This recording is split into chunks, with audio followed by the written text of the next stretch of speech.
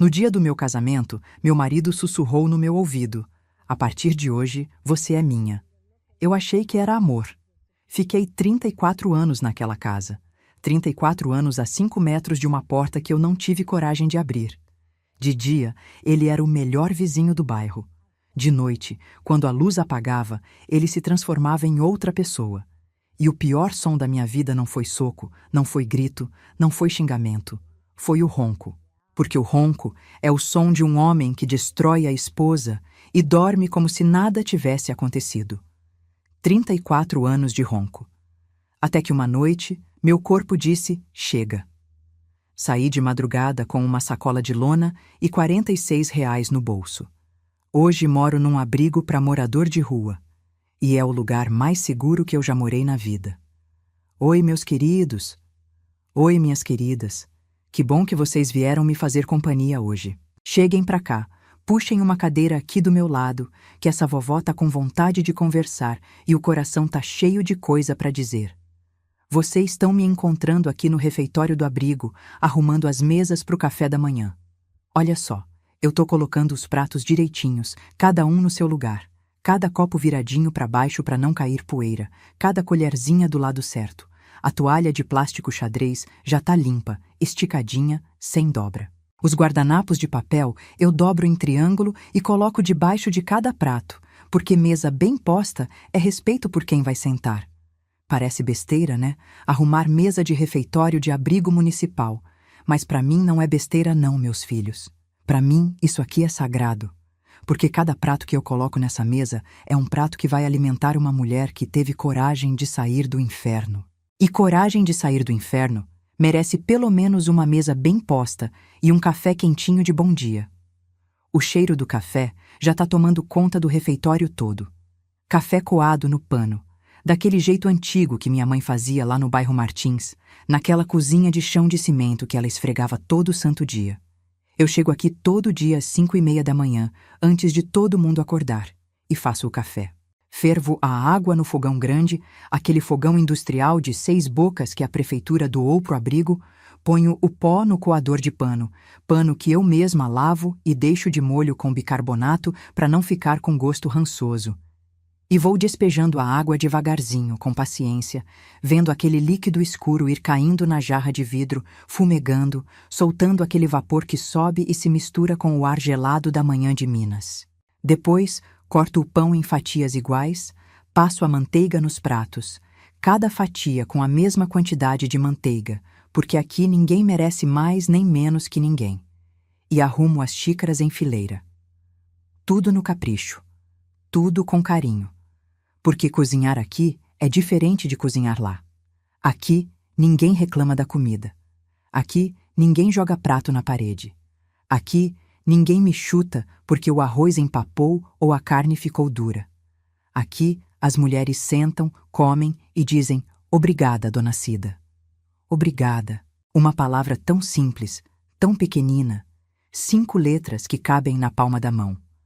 Uma palavra que eu passei 34 anos sem ouvir, dentro de uma casa que eu ajudei a pagar com o meu suor, tijolo por tijolo, prestação por prestação. Meu nome é Aparecida. Aparecida de Jesus Moreira. Mas todo mundo me chama de Cida. Todo mundo. Desde que eu era menina, desde que eu aprendi a falar, todo mundo me chamou de Cida. A mãe chamava de Cida, o pai chamava de Cida. Os irmãos, os vizinhos, a professora da escola, o padre da igreja. E agora, aqui no abrigo, as mulheres me chamam de Dona Cida. Dona Cida do café. Dona Cida da mesa arrumada. Dona Cida que acorda antes de todo mundo e deixa tudo pronto para quando as outras levantam. Eu gosto desse nome. Gosto de ser a Dona Cida daqui. Porque lá, na casa que eu deixei para trás, eu era só a Cida. Sem dona. Sem título, sem valor. A Cida que limpava, que cozinhava, que servia, que apanhava e que calava a boca. Tenho 68 anos de idade. Moro aqui no abrigo municipal São Francisco de Assis, em Uberlândia, Minas Gerais. Faz 3 anos que essa é minha casa. Cama de solteiro.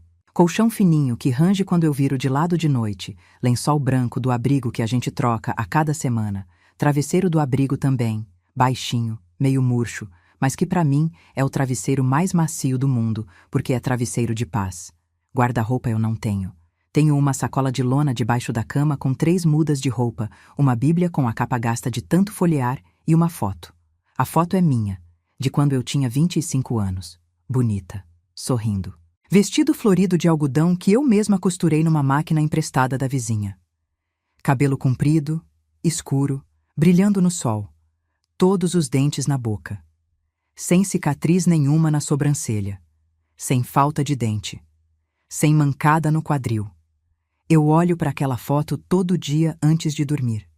Todo santo dia. Não por saudade da moça que eu fui.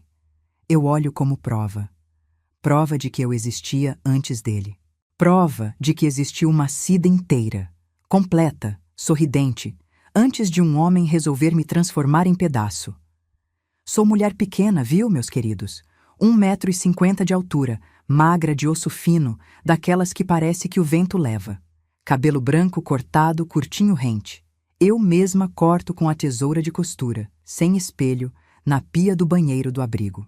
A dona Francisca, minha companheira de quarto, sempre diz: Cida, deixa eu cortar pra ti, mulher. Tu corta torto.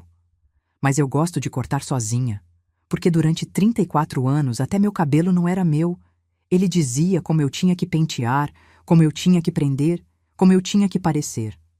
Agora eu corto do jeito que eu quero. Torto ou não, é meu.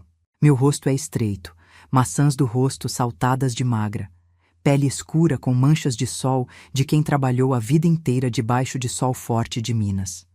Olhos grandes, castanhos, que parecem ocupar o rosto inteiro. Olhos que viram demais e que agora olham tudo com uma distância, sabe? Como se tivesse uma janela de vidro entre mim e o mundo. A psicóloga do abrigo diz que isso é proteção, que é mecanismo de quem viveu muita coisa pesada. E nessa cara de vovó miúda, falta um dente canino aqui do lado esquerdo de cima e falta um pré-molar embaixo do lado direito. E tenho uma cicatriz de 4 centímetros aqui na sobrancelha do lado direito. E manco. Puxo a perna direita quando ando, uma mancadinha leve que as pessoas acham que é artrose ou reumatismo. Cada marca dessa tem uma data e uma história. E eu vou contar todas para vocês. Ah, e antes de eu continuar essa conversa, quero fazer um pedido especial para vocês que estão me assistindo agora, tá bom? Me contem aqui nos comentários. De qual cidadezinha vocês estão me assistindo? De Uberlândia mesmo, essa terra abençoada que me acolheu 2 vezes na vida. Uma quando nasci e outra quando fugi. De Belo Horizonte? De São Paulo? De alguma cidade pequenininha do interior que ninguém conhece, mas que tem o coração do tamanho do mundo? Ou será que tem gente de fora do Brasil me assistindo, lá de Portugal, de Angola, de Moçambique? E me diz uma coisa, em que horinha do dia vocês encontraram esse vídeo?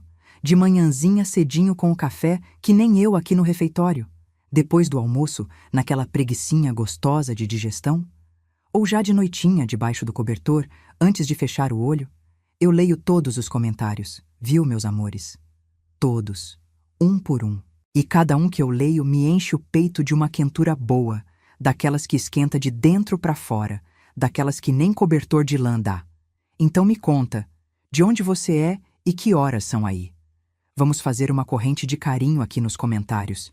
Que carinho de gente boa é remédio que não tem na farmácia, mas cura tudo. Bom, mas vamos ao que interessa. Vocês vieram aqui para ouvir a história dessa vovó, e eu vou contar. Vou contar do começo ao fim, sem esconder nada, sem enfeitar nada, sem diminuir nada. Porque essa história precisa ser contada. Não para vocês terem pena de mim, eu não quero pena de ninguém. Eu quero que vocês entendam.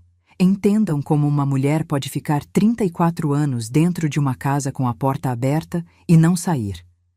Entendam como um homem que todo mundo chama de boa gente pode ser a pessoa mais perigosa que existe quando a luz apaga. Entendam como a gente sobrevive ao que parece impossível de sobreviver. Eu nasci aqui mesmo em Uberlândia, Minas Gerais, em 1958, num dia frio de junho.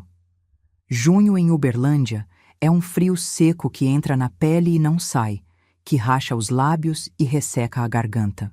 Minha mãe contava que eu nasci de madrugada, na cama mesmo, em casa, com a ajuda de uma parteira do bairro que se chamava Dona Estela, mulher gorda, de mãos quentes, que trouxe mais da metade das crianças do bairro Martins para o mundo. Nasci pequenininha, magrinha, chorei fraco e minha mãe achou que eu não ia vingar. Mas eu vinguei. Eu sempre fui teimosa para viver. Meu pai se chamava Joaquim, Joaquim Moreira de Jesus. Homem pequeno, magro que nem eu, de bigode fino e chapéu de palha que ele só tirava para entrar na igreja. Tinha as mãos grossas, calejadas de cimento e de areia, unhas sempre sujas de obra, dedos curtos e fortes que pareciam feitos para segurar colher de pedreiro. Porque era isso que ele era, pedreiro. Pedreiro de carteira assinada no começo, depois pedreiro de bico quando a firma fechou, depois pedreiro por conta própria, fazendo muro, rebocando parede, assentando piso na casa dos outros para botar comida na mesa dos seus. Saía de casa às 5 da manhã, quando o céu de Uberlândia ainda estava escuro e o frio da madrugada fazia o hálito virar fumaça. Levava a marmita de alumínio que minha mãe preparava na noite anterior. Arroz, feijão, ovo, às vezes um pedacinho de linguiça quando tinha. Voltava às 6 da tarde, às vezes 7, com o corpo moído, o chapéu suado, as costas doendo, mas sempre com um sorriso debaixo daquele bigode fino. Meu pai era homem de sorriso fácil. Ria de qualquer coisa, ria das piadas ruins do vizinho, ria das travessuras dos filhos, ria quando a mãe queimava o arroz, ria em vez de brigar. E isso, meus queridos, eu só fui entender o valor muito tempo depois, porque eu achava que todo homem era assim, que todo marido ria quando o arroz queimava, que todo pai chegava em casa cansado e mesmo assim perguntava: Geralda, como tu passou o dia? Minha mãe era a Dona Geralda, Geralda de Jesus Moreira, mulher forte, grossa de corpo, de ombros largos e braços roliços de tanto esfregar roupa no tanque de cimento. Tinha o rosto redondo, a pele escura e lisa, olhos pequenos e vivos que enxergavam tudo, tudo mesmo. Não passava nada por aquela mulher. Se eu pegasse um doce escondido na lata, ela sabia. Se o Toninho escapava para jogar bola quando devia estar estudando, ela sabia. Ela tinha um radar de mãe que funcionava melhor que qualquer câmera. Trabalhava lavando roupa para fora. Todo dia de manhã ia buscar as trouxas de roupa suja na casa das patroas do centro. Casa de gente rica, de doutor, de fazendeiro. E trazia no balde na cabeça, equilibrando aquele peso com uma elegância que só mulher forte tem. Chegava em casa, jogava tudo no tanque do quintal, ensaboava, esfregava no esfregador de madeira, torcia com as 2 mãos até não pingar mais, e estendia no varal de arame que cruzava o quintal de ponta a ponta. As mãos dela eram sempre vermelhas de sabão, rachadas do cloro, ásperas como lixa de parede. Mas à noite, quando eu me deitava na esteira, porque cama não tinha para todo mundo, eu e a Luzia dormíamos em esteira no chão do quarto. À noite, as mãos da minha mãe passavam no meu cabelo com uma suavidade que eu nunca encontrei em nenhum outro lugar do mundo. Mãos que de dia lavavam a sujeira dos outros e de noite afagavam o cabelo dos filhos com a mesma delicadeza de quem acaricia pétala de flor. Morávamos no bairro Martins, que naquele tempo era periferia de Uberlândia. Rua de terra vermelha, que quando chovia virava lama e quando fazia sol virava poeira. Casa de 2 cômodos, um quarto onde dormíamos todos, os 5 filhos e os pais, e uma cozinha que servia de tudo: sala de visita, área de serviço, brinquedoteca, lugar de fazer tarefa da escola, lugar de rezar o terço de noite. O banheiro ficava do lado de fora, de fossa, com porta de madeira velha que batia com o vento e que a gente prendia com um arame para não abrir sozinha. O telhado era de telha vã, sem forro, e quando chovia forte, as goteiras pingavam em vários cantos da casa, e a gente corria com balde, bacia, panela, qualquer coisa para aparar a água. Chão de cimento grosso que a mãe esfregava de joelhos com vassoura de piaçava e sabão de coco até ficar num cinza claro que brilhava de molhado. Uma mesa de madeira no canto com 4 cadeiras que não combinavam, 2 de madeira, uma de plástico branco amarelado e uma de ferro que o pai trouxe de uma obra que ia jogar fora. Um fogão a lenha encostado na parede com as panelas de alumínio brilhando, penduradas num gancho de prego. Era o que a gente tinha. E era tudo. Éramos 5 irmãos. Eu era a do meio.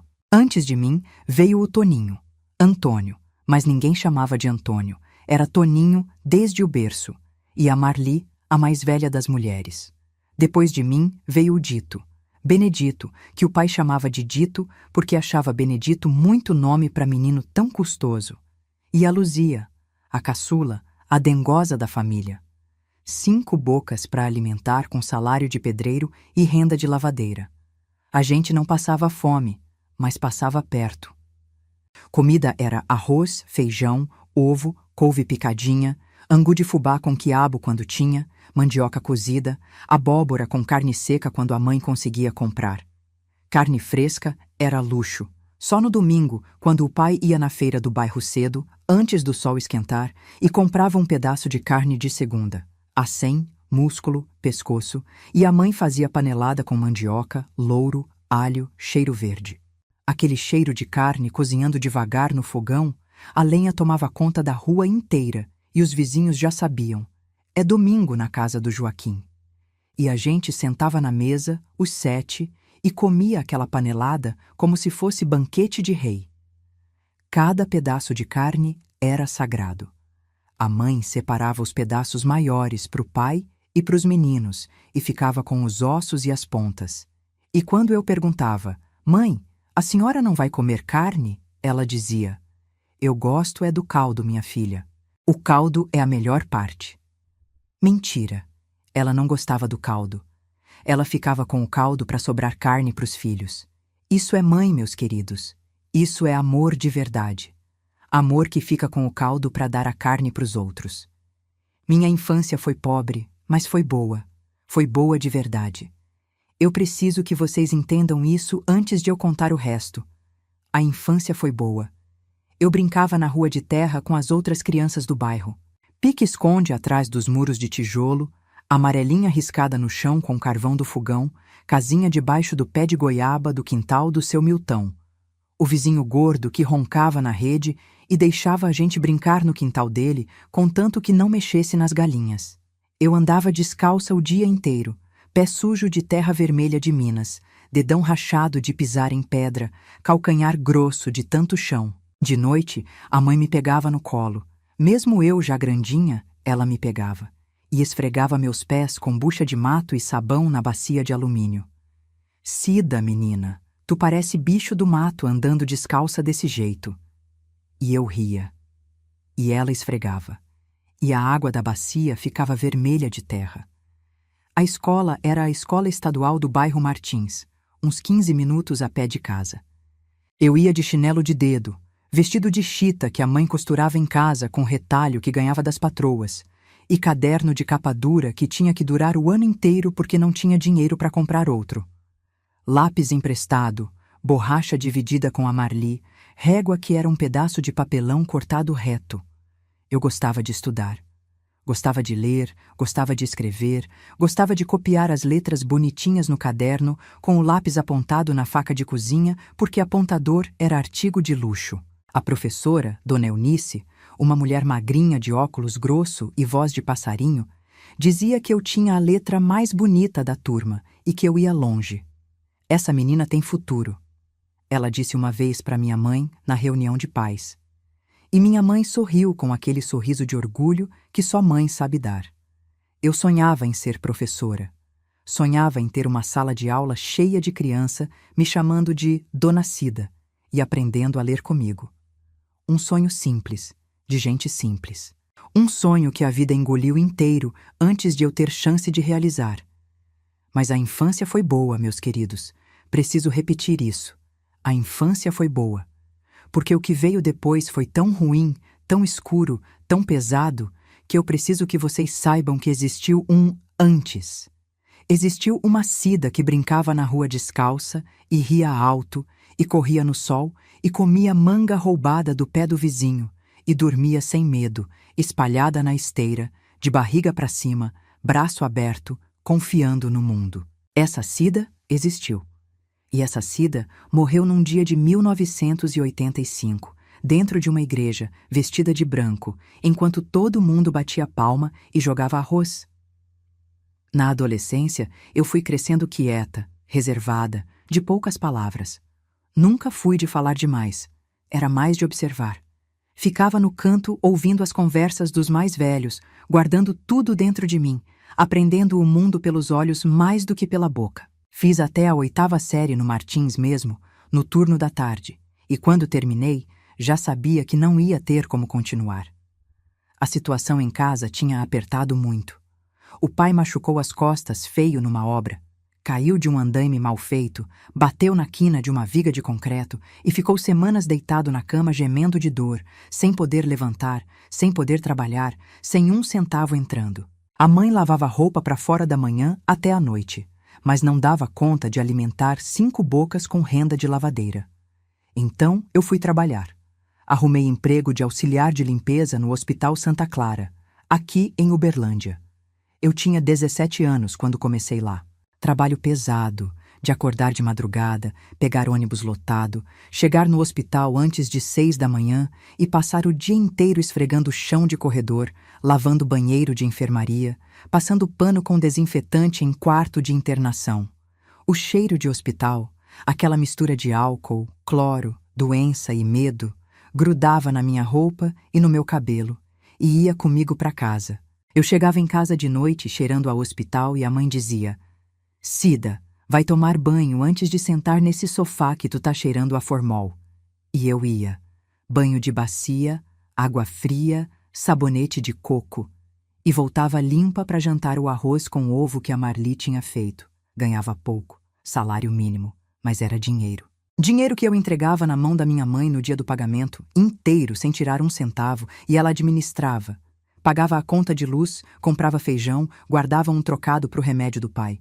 Eu ficava sem nada para mim, mas não me importava, porque era pra família, e pra família a gente dá tudo. Foi no hospital que eu conheci o Norberto Moreira Campos. Ele não era paciente nem funcionário do hospital. Era eletricista da CEMIG, a Companhia Energética de Minas Gerais. E tinha ido no hospital fazer uma manutenção na fiação da ala norte que vivia dando problema. Eu estava esfregando o chão do corredor com aquele rodo grande de borracha, concentrada, cabeça baixa, quando ele passou com a caixa de ferramentas na mão. Homem bonito naquele tempo. Alto, moreno, cabelo penteado pro lado com brilhantina, bigode aparado certinho, farda azul da CEMIG toda passada a ferro, botas de couro brilhando. Cheirava a colônia, aquela colônia de farmácia que homem simples usava, doce, forte, que ficava no ar depois que ele passava. Na época eu achei que era cheiro de homem arrumado, de homem que se cuidava, de homem de bem. Hoje eu sei que era o cheiro do lobo vestido de cordeiro. Ele me olhou quando passou. Eu abaixei os olhos. Naquele tempo, moça direita não ficava olhando para homem. Ele voltou no dia seguinte. Não tinha mais manutenção nenhuma para fazer, mas voltou. Me trouxe um pacotinho de balas de leite embrulhado em papel de seda. Para adoçar o dia da moça que limpa o corredor, ele disse, com um sorriso que naquele tempo eu achei encantador. Hoje eu sei que era o sorriso de um caçador que escolheu a presa. Mas naquele tempo, eu não sabia ler sorrisos. Naquele tempo, eu só sabia que um homem bonito, de farda, com um emprego bom na CEMIG, tinha parado no meio do corredor para me dar bala de leite. E isso, para uma auxiliar de limpeza de família pobre do bairro Martins, era como ganhar um buquê de rosas. Ele voltou no dia seguinte, e no outro, e no outro. Sempre com alguma coisa. Bala, chiclete, um pacotinho de amendoim, uma vez um pedaço de bolo que ele disse que a mãe dele tinha feito. Sempre com aquele sorriso, sempre com aquela colônia, sempre parando na hora exata que eu estava sozinha no corredor, sem ninguém por perto. Hoje eu vejo o padrão. Hoje eu sei que predador estuda a rotina da presa antes de atacar. Mas naquele tempo, eu era uma moça de 18 anos, que nunca tinha namorado e que achou que Deus tinha mandado um príncipe de farda azul no corredor do hospital. Comecei a namorar com ele quando eu já tinha 18 anos feitos. Namorar naquela época era diferente, meus queridos. Muito diferente. Não tinha beijo na boca na primeira vez. Tinha visita na casa dos pais. Tinha sentar na sala com a mãe do lado bordando e o pai no canto de olho por cima do jornal. Tinha ir na missa junto no domingo. Tinha conversa na calçada com a porta aberta e a vizinha espiando pela janela. E o Norberto fazia tudo certinho, tudo nos conformes. Chegava na casa dos meus pais no sábado à tarde de roupa nova, cabelo penteado, com um saco de pão doce ou 1 quilo de carne para impressionar a minha mãe. E a minha mãe, coitada, que quase nunca comprava carne, ficava toda feliz com aquele rapaz generoso que trazia carne para o jantar da família. Ele sentava na sala, puxava conversa com meu pai sobre futebol, sobre política, sobre obra, porque sabia que meu pai era pedreiro e falava de construção como quem entendia do assunto, mesmo sendo eletricista. E meu pai, com aquela simplicidade de homem bom, que acha que todo mundo é bom também, dizia para minha mãe depois que ele ia embora: Geralda, esse rapaz é sério. Trabalha na CEMIG, emprego firme, salário bom. A Cida deu sorte. E minha mãe concordava. E eu acreditava. Todo mundo acreditava. Porque o Norberto do dia era perfeito. Era o genro ideal. O namorado exemplar. O homem que toda mãe de família pobre queria para a filha. Namoramos 2 anos. 2 anos de sábado na sala. Missa de domingo na igreja São José. Passeio na Praça Tubal Vilela, tomando sorvete de creme na sorveteria do seu Geraldo. Cinema de vez em quando. Ele me levou para ver filme no Cine Uberlândia, que era o único cinema da cidade naquela época, e eu achei a coisa mais chique do mundo, sentar naquela poltrona de veludo vermelho e ver filme na tela grande. Ele era carinhoso nesses 2 anos. Não muito. Norberto nunca foi homem de palavra doce, de meu amor e meu benzinho e meu coração. Era homem calado, de poucas palavras, de gestos mais do que de fala. Mas era presente. Trazia flor no aniversário. Sempre cravo, nunca rosa, porque ele dizia que rosa era caro e cravo era bonito igual. Segurava minha mão na rua, na frente dos outros, com firmeza, com orgulho. E eu me sentia a mulher mais sortuda de Uberlândia inteira. Casamos em 1985. Eu com 27 anos, ele com 28. Casamento na Igreja São José, bairro Martins, a mesma igreja onde eu fui batizada e onde fiz primeira comunhão. Eu de vestido branco emprestado da vizinha Marluce, vestido de renda com manga comprida que ela usou no casamento dela 3 anos antes e guardou num saco de plástico cheirando a naftalina no fundo do guarda-roupa. Coube apertado em mim porque a Marluce era mais gorda, mas a mãe fez uns ajustes com alfinete e ficou bonito. Ele de terno azul marinho comprado à prestação na loja do seu Nilson, no centro, pagando em 10 vezes no carnê. 80 pessoas na igreja. Bolo de 3 andares que a sogra fez. A dona Dalcina, mãe do Norberto, mulher seca, de pouca conversa, que fez o bolo mais por obrigação de sogra do que por carinho de sogra. Forró de sanfona no quintal da casa dos pais dele, com o sanfoneiro Zé Preto que tocava em toda a festa do bairro e cobrava uma garrafa de cachaça e um prato de comida. Todo mundo dançando, todo mundo suando no calor de outubro em Uberlândia, todo mundo rindo, todo mundo feliz. Minha mãe chorou. Meu pai apertou minha mão na hora de me entregar no altar e sussurrou: Deus te abençoe, minha filha. E eu entrei naquela igreja com o peito cheio de esperança, de futuro, de certeza de que eu estava fazendo a coisa certa. De que a vida ia ser boa a partir dali. De que o homem que me esperava no altar ia cuidar de mim como meu pai cuidou da minha mãe. Na hora de casar, na frente do padre, com aquela igreja cheia de vela e flor de plástico e gente abanando com leque de papel porque o calor era de rachar, eu olhei para o Norberto e vi o homem que eu amava. O homem que ia ser o pai dos meus filhos. O homem que ia me dar uma vida melhor que a vida dos meus pais. Eu estava certa. Absoluta. Completamente certa. Ele sussurrou no meu ouvido, logo depois do sim, com a boca encostada na minha orelha, para ninguém mais ouvir. A partir de hoje, você é minha, Cida. Eu sorri. Achei que era declaração de amor. A coisa mais romântica que aquele homem de poucas palavras já tinha dito. Levei 34 anos para entender que não era declaração de amor. Era título de propriedade. Juntamos nossos salários e compramos a casa no bairro Luizote de Freitas. Financiamento de 20 anos na Caixa Econômica. Casa de 3 quartos, sala, cozinha, banheiro com chuveiro elétrico, garagem com portão de ferro. Casa nova, cheiro de tinta fresca, de cimento curado, piso cerâmico brilhando. Eu entrei naquela casa pela primeira vez e passei a mão na parede da sala, lisa, pintada de branco, e pensei, eu venci na vida. A filha do pedreiro e da lavadeira, a menina que dormia em esteira no chão e tomava banho de bacia fria, agora tem casa própria no Luizotti, com chuveiro quente e piso frio brilhando. Eu venci. Os primeiros meses foram bonitos. Norberto trabalhava na CEMIG das 6 às 5. Eu continuava no hospital, turno das 7 às 4.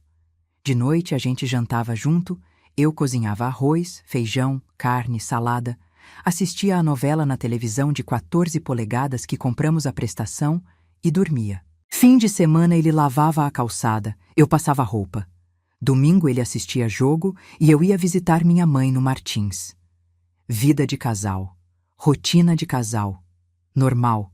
O primeiro tapa veio no 4º mês de casada. Eu voltei do trabalho atrasada. O ônibus quebrou na Avenida João Naves de Ávila. Ficou parado no meio da pista quase 1 hora, e eu tive que descer e esperar outro. Cheguei em casa às 7:30 da noite em vez de 6. Ele estava sentado na sala, braço cruzado, televisão desligada. A casa escura. O jantar não estava pronto porque eu não tinha chegado para fazer. Cida, que horas são? O ônibus quebrou, Norberto. Eu tive que esperar. Não terminei a frase. O tapa veio na boca. Seco, estralando, forte. A cabeça virou para o lado com a força. Eu senti o lábio inchar na hora, a pele esticando, o gosto de sangue enchendo a boca. Aquele gosto de ferro, de metal, de coisa viva rasgando. O mesmo gosto que ia me acompanhar pelos próximos 34 anos da minha vida. Quando eu chego do trabalho, o jantar tem que estar na mesa. Não interessa se o ônibus quebrou, se o mundo acabou, o jantar tem que estar na mesa. Eu fui fazer o jantar, com o lábio sangrando. Arroz, feijão, ovo frito. As mãos tremendo no cabo da panela, o sangue pingando do lábio no fogão, o coração batendo tão forte que eu achei que ia sair pela boca. Servi. Ele sentou, comeu, calado, mastigando devagar, sem olhar para mim. Sem pedir desculpa. Sem mencionar o tapa. Como se eu fosse uma coisa que ele tinha corrigido e a correção já tivesse sido feita. Terminou de comer, levantou, foi pro quarto e dormiu. Sem uma palavra. De manhã eu acordei com o lábio inchado e roxo, olhei no espelho do banheiro e não reconheci minha boca. Mas convenci a mim mesma que tinha sido exceção, que ele estava nervoso, que estava cansado do trabalho, que todo casamento tem ajuste. Minha mãe sempre dizia que homem e mulher brigam, mas se acertam, que faz parte, que é normal. O padre na missa falava que esposa tem que ter paciência com o marido, que casamento é para a vida toda, no bom e no ruim. E as vizinhas diziam, marido nervoso é assim mesmo, depois melhora. Então eu achei que ia melhorar. Não melhorou, piorou. Devagar, constante, silencioso. Como goteira que fura pedra, pinga, pinga, pinga, tão devagar que você não percebe o furo até o dia que a pedra racha ao meio. O Norberto tinha 2 modos de existir. 2 homens dentro do mesmo corpo. Dia e noite. Sol e escuridão. 2 mundos que não se tocavam, que não se conheciam, que pareciam pertencer a 2 pessoas completamente diferentes. De dia, era o homem que a vizinhança inteira conhecia e respeitava. Saía de farda azul da CEMIG às 6 da manhã. Cumprimentava o seu Mário da padaria da esquina. Bom dia, seu Mário. Me vê 2 pães franceses e 1 litro de leite. Dava bom dia para o porteiro do prédio da esquina. Parava na calçada para conversar com a dona Lúcia do número 12 sobre o neto dela que ia fazer vestibular. Trabalhava 8 horas com os postes e os fios. Voltava às 5 da tarde. Tomava banho, vestia roupa limpa, sentava na varanda para tomar café e ler o jornal. Quando tinha jornal, porque nem sempre tinha. No sábado lavava o carro na garagem. Carro usado, um Chevette vermelho que depois virou um Gol branco, mas sempre encerado, sempre brilhando, sempre o orgulho dele.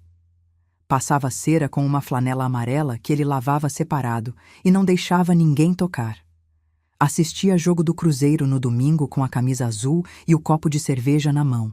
Gritava gol, xingava juiz, batia na mesa. Na mesa, não em mim. De dia, nunca em mim.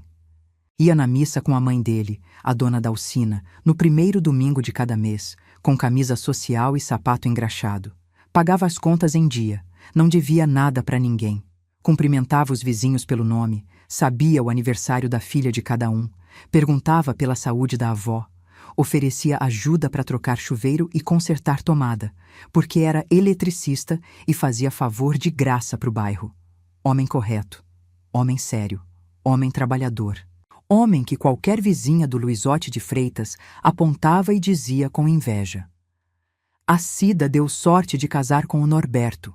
Aquele homem é de ouro. De noite, era outra criatura. A transformação acontecia quando a luz do quarto apagava, literalmente no clique do interruptor. Enquanto a lâmpada estava acesa, ele era o Norberto do dia. Deitava na cama, assistia televisão, comentava a novela. Essa atriz é bonita, hein? Perguntava o que tinha de janta amanhã, falava sobre o trabalho, sobre o carro, sobre o jogo de domingo. Normal. Marido deitado na cama conversando com a esposa. Normal. Mas quando a luz apagava, aquele clique seco do interruptor, o quarto mergulhando no escuro de uma vez, eu sentia a mudança. Não era coisa que se via, porque estava escuro. Era coisa que se sentia. A respiração dele mudava. Ficava mais pesada, mais lenta, mais funda. O corpo dele na cama ficava diferente. Os músculos enrijeciam, as mãos ficavam tensas. O silêncio do quarto mudava de qualidade. Era um silêncio que pesava toneladas, que apertava o peito, que tirava o oxigênio do ar. E eu sabia. Meu corpo sabia antes da minha cabeça. Os pelos dos meus braços arrepiavam. O estômago gelava, as pernas ficavam duras, e eu parava de respirar, ficava em apneia, esperando, rezando baixinho, só mexendo os lábios sem som.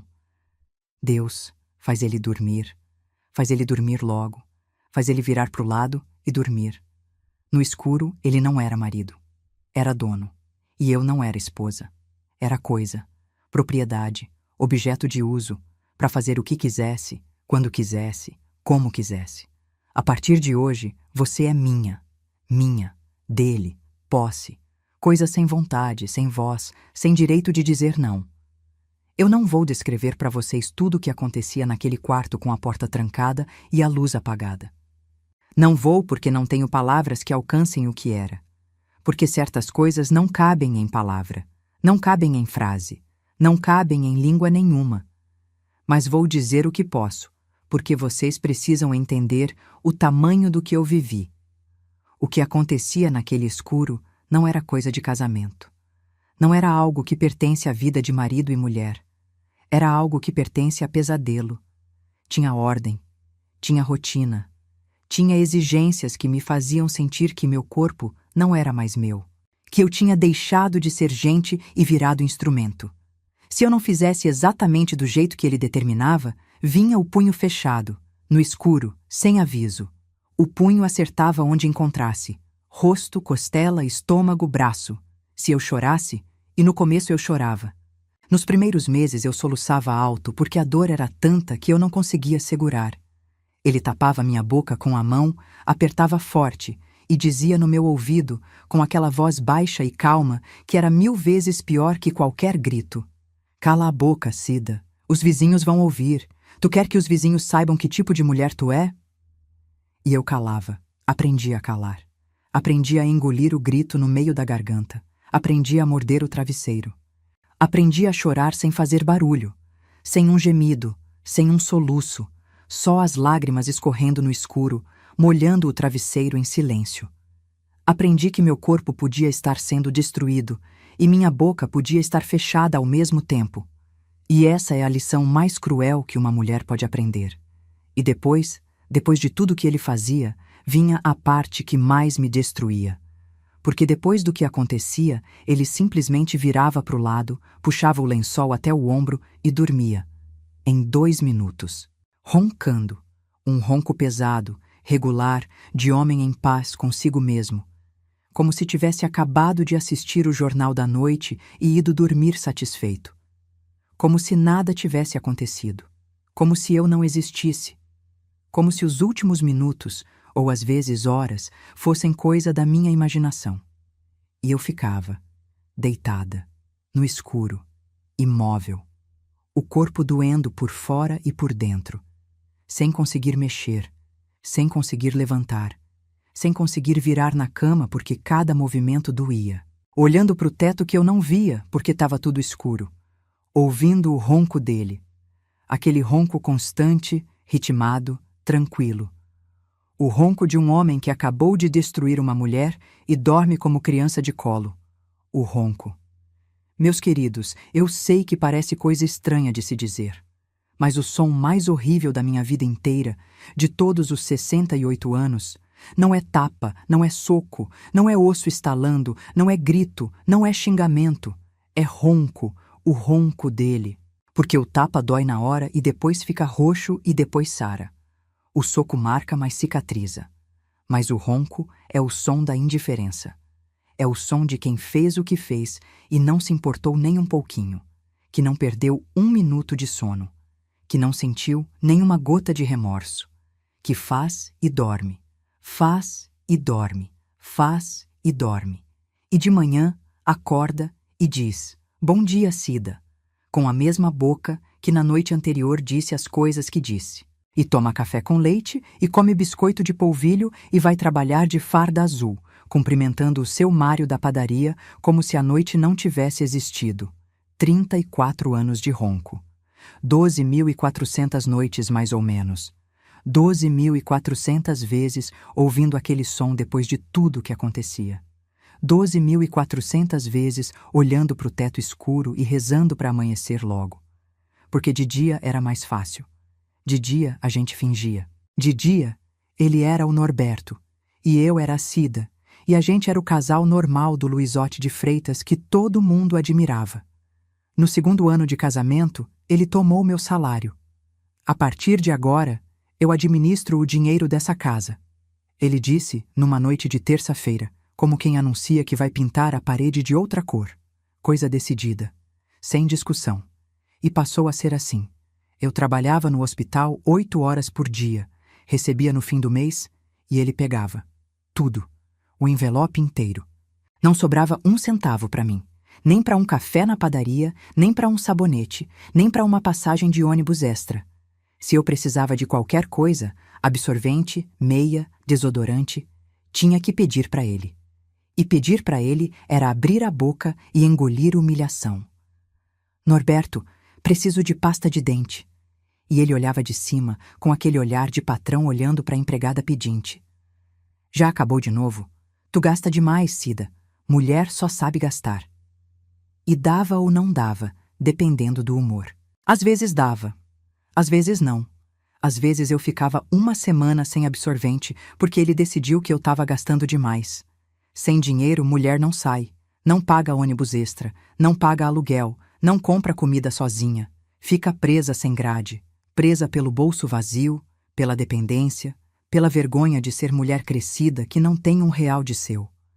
Eu que trabalhava, eu que suava, eu que esfregava chão de hospital e não tinha direito nem a um sorvete na praça. Tivemos 3 filhos. O Wellington nasceu em 86, 1 ano depois do casamento. A Rosângela veio em 89. E a Tatiane, a caçula, em 92. 3 filhos que eu amei com uma força que não cabe no peito. 3 filhos que eram minha razão de levantar de manhã depois de cada noite de horror. E 3 filhos que eram, ao mesmo tempo, a corrente mais pesada que me prendia naquela casa. Porque eu sabia, se eu saísse, ia para onde com 3 crianças? Para a rua? Para debaixo de ponte? Ia dormir no relento com 3 filhos? Ia pedir esmola no semáforo com criança no colo? A maternidade, que era minha salvação, era também minha prisão. Os filhos que me davam motivo para viver eram os mesmos que me davam motivo para ficar. E tinha a vergonha. A vergonha de ser a mulher do Norberto e contar para o mundo que o Norberto, que lava o carro no sábado e vai na missa no domingo, faz o que faz com a esposa quando a luz apaga. Quem ia acreditar?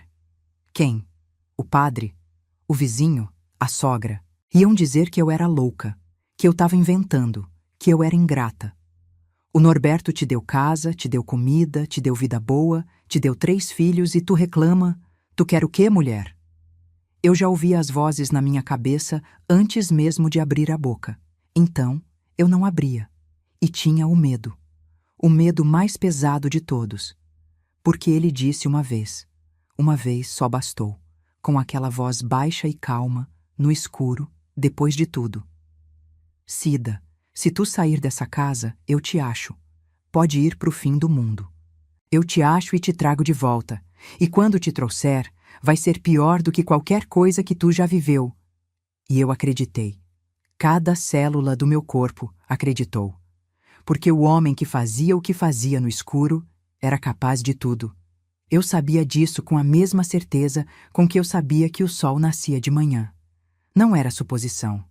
Era certeza absoluta. Certeza cravada em cada osso, em cada músculo, em cada cicatriz. Então, eu fiquei.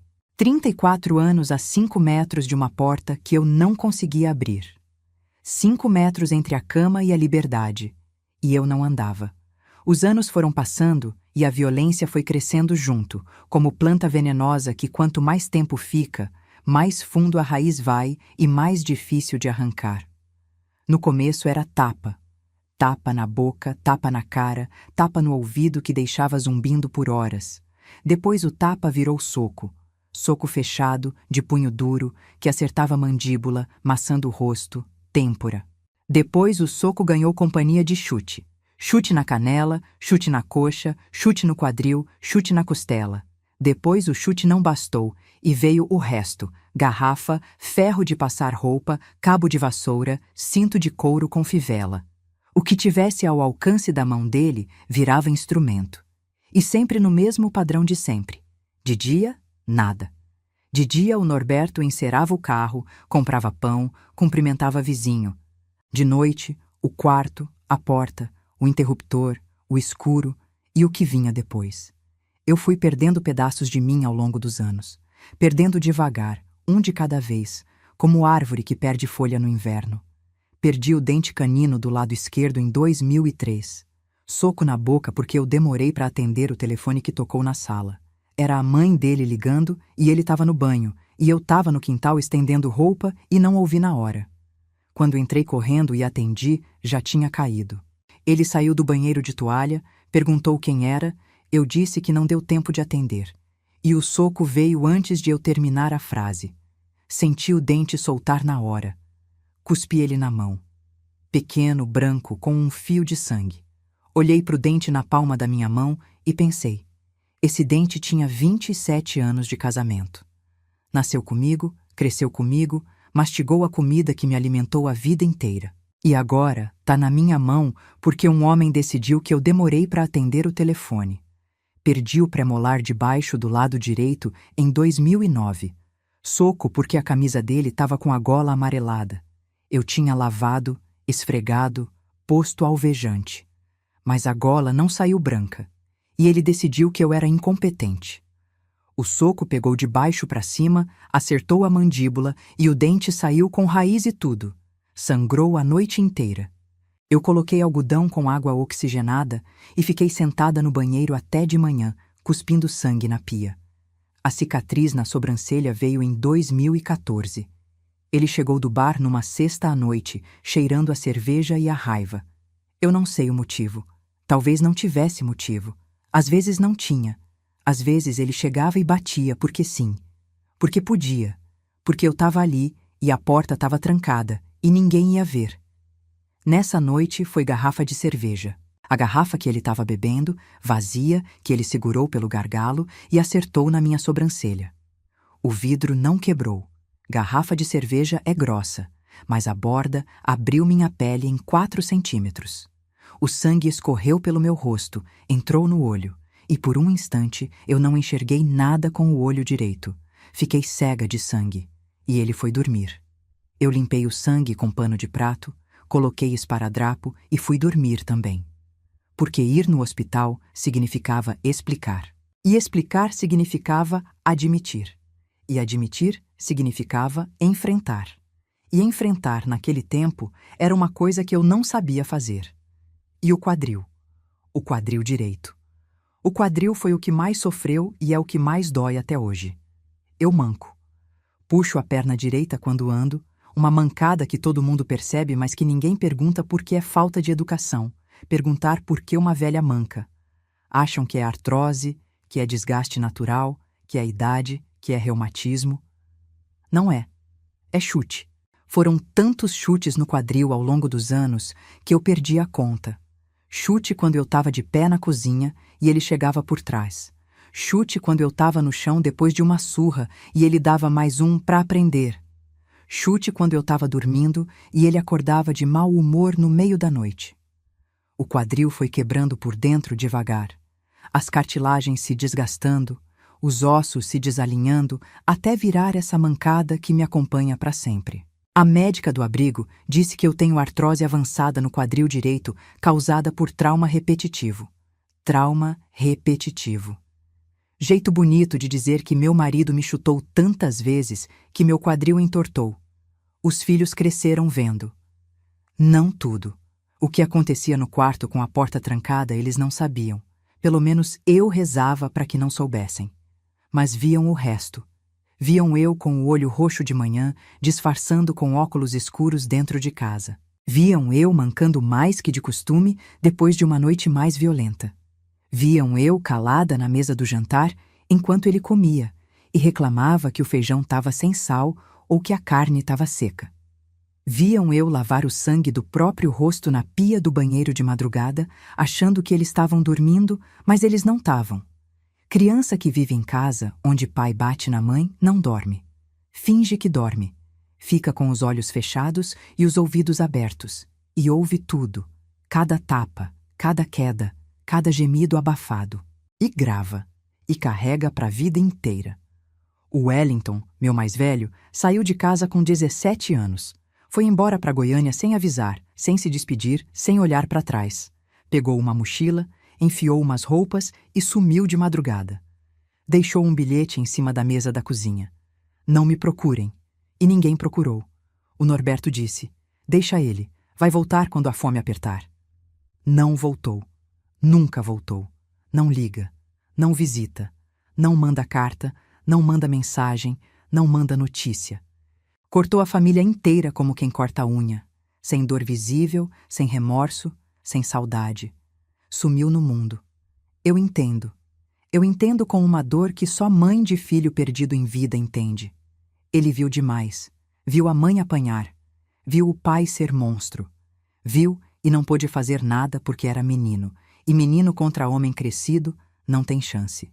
Então ele fez a única coisa que podia fazer. Fugiu. Fugiu de nós. Fugiu de mim. E por mais que doa, e dói, meus queridos, dói todo dia, dói toda noite, dói quando eu vejo mãe abraçando o filho na rua. Por mais que doa, eu sei que fugir era a coisa mais saudável que aquele menino podia ter feito por ele mesmo. A Rosângela, a do meio, casou cedo também. Com 19 anos, com um rapaz de Uberlândia mesmo, funcionário de loja de material de construção. Casou rápido, casou sem festa grande, casou para sair de casa. O marido dela é homem bom, até onde eu sei, até onde meus olhos alcançam, nunca levantou a mão para ela. Ela vem me ver no abrigo uma vez por mês, certinho, sempre no segundo sábado. Traz um pacote, uma muda de roupa, um sabonete, uma fruta, geralmente banana ou maçã. Fica uma hora, senta na cama, conversa pouco, fala sobre o trabalho, sobre o filho dela que está na escola, sobre o preço das coisas. Vai embora. Me abraça na porta. Um abraço rápido, apertado, de quem quer abraçar mais, mas não consegue. Não me chama para morar com ela. E eu entendo isso também. Porque a filha que cresceu vendo a mãe apanhar carrega uma vergonha que não é dela, que ela não pediu, que ela não merece, mas que parece grudada na pele como tatuagem. E morar com a mãe é morar com a lembrança. E a lembrança pesa. A lembrança ocupa espaço. A lembrança acorda de madrugada e pergunta coisas que ninguém quer responder. A Tatiane, minha caçula, foi a que mais ficou em casa. Saiu aos 22 quando casou. Mas antes de sair, quando ela tinha 16 anos, numa noite depois de uma surra na cozinha, ele me chutou no quadril porque a carne do jantar estava dura. Eu caí no chão de azulejo, bati a cabeça na quina do armário e fiquei ali, no chão, encolhida, segurando o quadril com as duas mãos, tentando respirar. A Tatiane veio no meu quarto depois que ele dormiu. Eu estava deitada, chorando baixinho, mordendo a fronha para não fazer barulho. Ela sentou na beira da cama, pegou minha mão, a mão dela era pequena, quente, tremia um pouco, e disse, com uma voz que não era mais voz de menina, era voz de mulher, que entendeu o mundo cedo demais. Mãe, por que a senhora não vai embora? Para onde, minha filha? Para qualquer lugar. A rua é melhor que isso. A rua é melhor que isso. Meus queridos, uma mocinha de 16 anos olhou nos olhos da mãe e disse que a rua com frio, com fome, com medo, com escuro, era melhor que a nossa casa. E ela estava certa. Estava absolutamente certa. A rua era melhor que aquela casa, porque na rua, pelo menos ninguém te acorda com soco. Na rua, ninguém te chuta o quadril. Na rua, ninguém faz o que ele fazia no escuro. Mas eu não fui.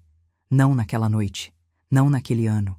Demorei mais 18 anos para ter a coragem de concordar com minha filha de 16. 18 anos. A frase ficou guardada dentro de mim como semente no fundo da terra, esperando a chuva certa para brotar.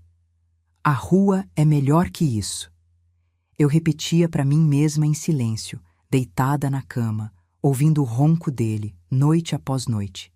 A rua é melhor que isso. A rua é melhor que isso. A rua é melhor que isso. Como mantra, como oração, como promessa que eu fazia para mim mesma e que eu demorei 18 anos para cumprir.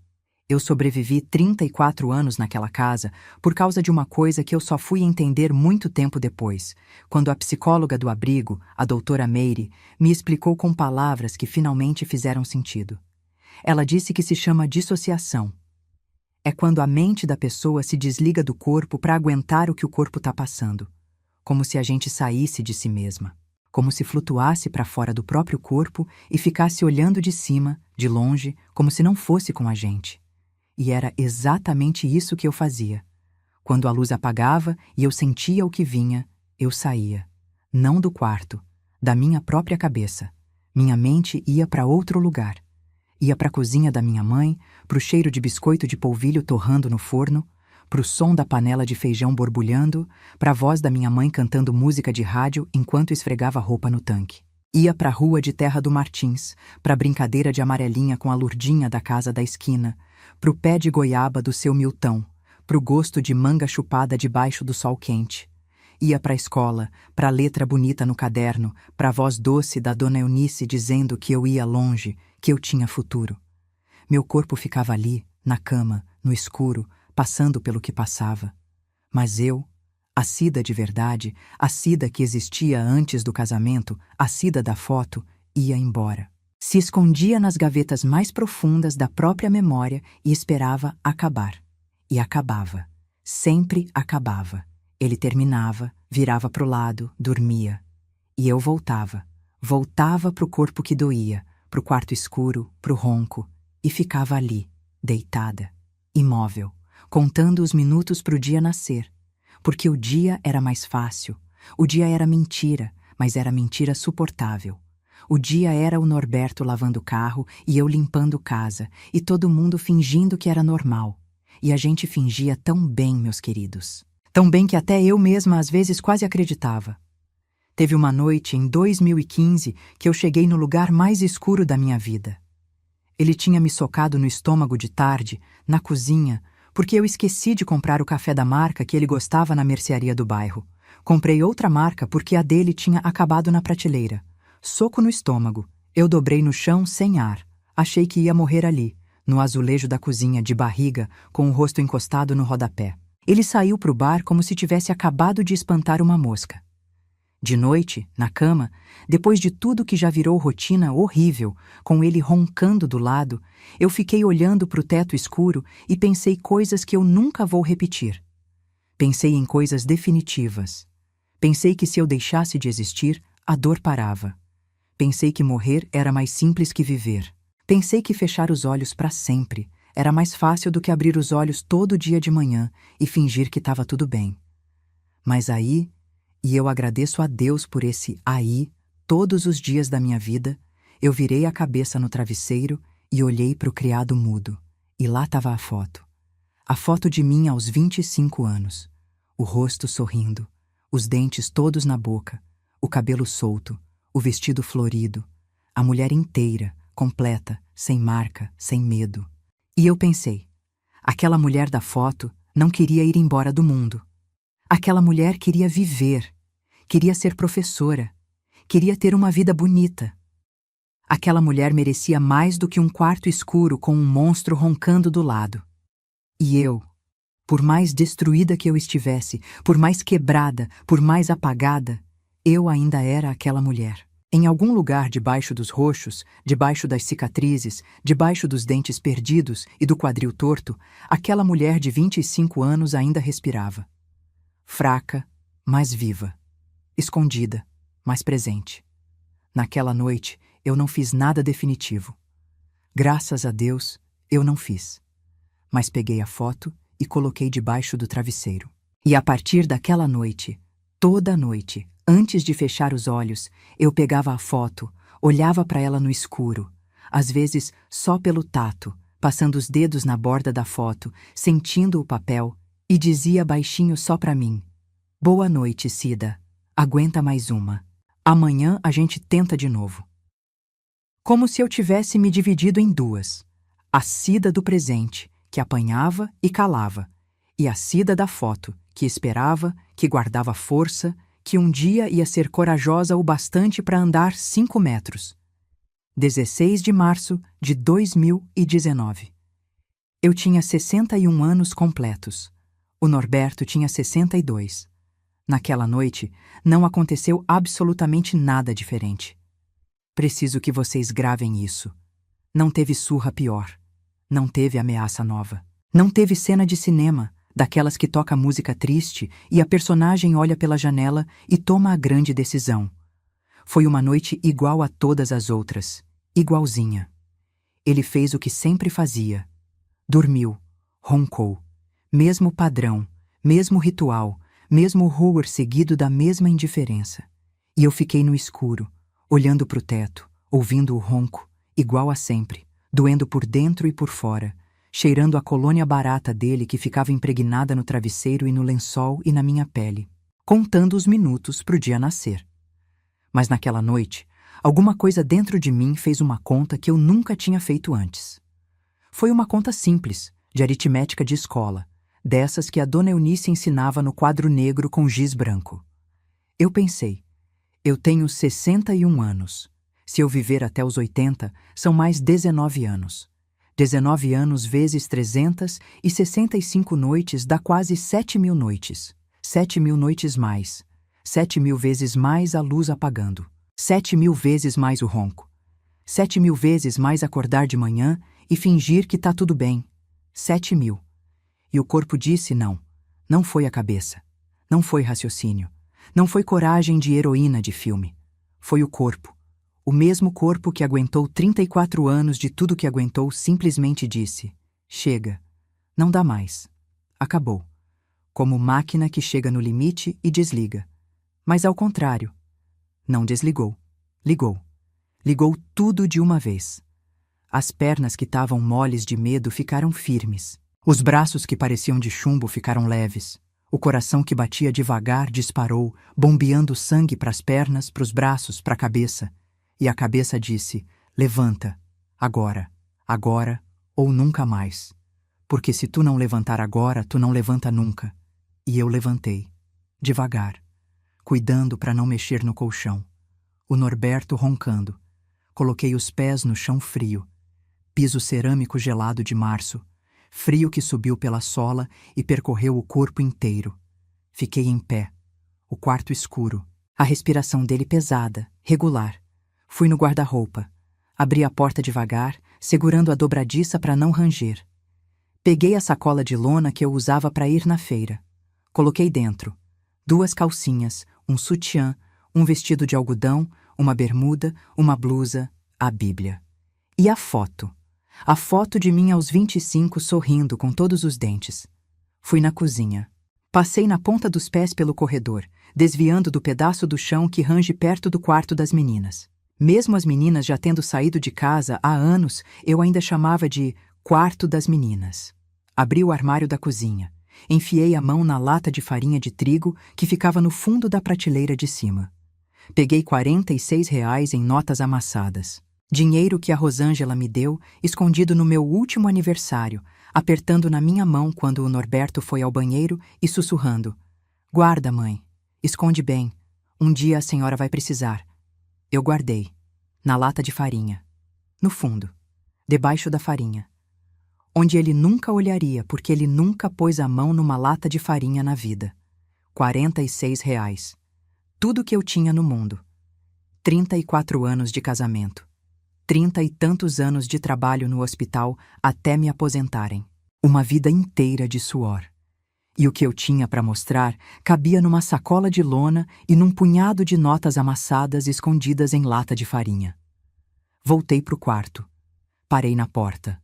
Olhei pro Norberto dormindo, roncando, boca aberta, cara lisa, sem ruga de preocupação, sem marca de remorso, sem sombra de culpa. Cara de paz. O homem mais tranquilo do mundo. O homem que ia acordar de manhã, ver a cama vazia e tomar café. Porque para ele eu era isso. Parte da casa. Rotina, como a cafeteira. Como o piso que ele pisava. Coisa que tá ali e a gente nem nota. Eu andei até a porta da frente. 5 metros. Os 5 metros mais longos e mais curtos da minha vida. Longos porque eu contei cada passo como se fosse o último. Curtos porque acabaram rápido demais, e eu pensei, só isso? 34 anos eu fiquei presa a 5 metros de distância da liberdade? 5 metros? 5 passos? Era só isso? Abri a porta. A fechadura fez um clique baixo. Parei. Escutei. O ronco continuava. Ele não acordou. Saí. Pisei na calçada. Senti o cimento frio debaixo do chinelo de dedo. Fechei a porta atrás de mim, devagar. Sem bater. Uberlândia de madrugada, 3 horas da manhã. Março, chuviscando aquele chuvisco fino de outono mineiro que não molha, mas encharca. Eu de chinelo, bermuda e blusa. Sacola de lona na mão direita. R$ 46 no bolso da bermuda.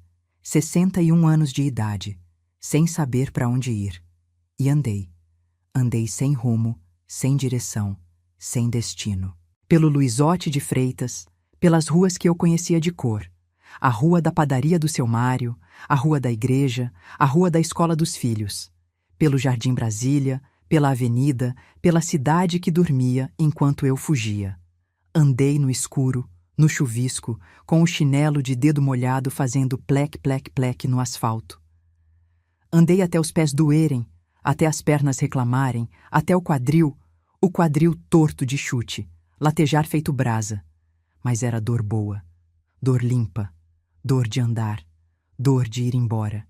Não dor de ficar, não dor de apanhar, dor de liberdade. E dor de liberdade, meus queridos, é a dor mais doce que existe no mundo. Quando o sol nasceu, eu estava na Praça Tubal Vilela, centro de Uberlândia. Sentei num banco de concreto, molhada de chuvisco da cabeça aos pés, sacola de lona no colo. Mãos tremendo, não de frio, de adrenalina, de susto, de não acreditar no que eu tinha feito. E olhei para o sol nascendo entre os prédios. E chorei. Chorei como nunca tinha chorado em 34 anos. Chorei alto, de boca aberta, sem tapar, sem morder travesseiro, sem engolir o som. Chorei na praça, sentada no banco, na frente de quem quisesse ver. Um homem que passava apressado com pasta de trabalho me olhou e desviou. Uma mulher com carrinho de bebê parou, fez menção de perguntar se eu estava bem, hesitou e seguiu. O mundo andando e eu chorando. E não era choro de tristeza, era outra coisa. Uma coisa que eu não sentia há tanto tempo que demorei para reconhecer. Alívio. Era alívio. O peito leve, leve de verdade. A respiração solta, entrando e saindo fácil, sem nó na garganta, sem peso no estômago. O corpo inteiro se abrindo como flor que ficou fechada tempo demais no escuro e finalmente viu sol. Alívio de quem saiu de um lugar onde não podia respirar e pela primeira vez em 34 anos encheu o pulmão de ar. Eu respirei fundo na Praça Tubal Vilela. Ar de Uberlândia de manhã cedo.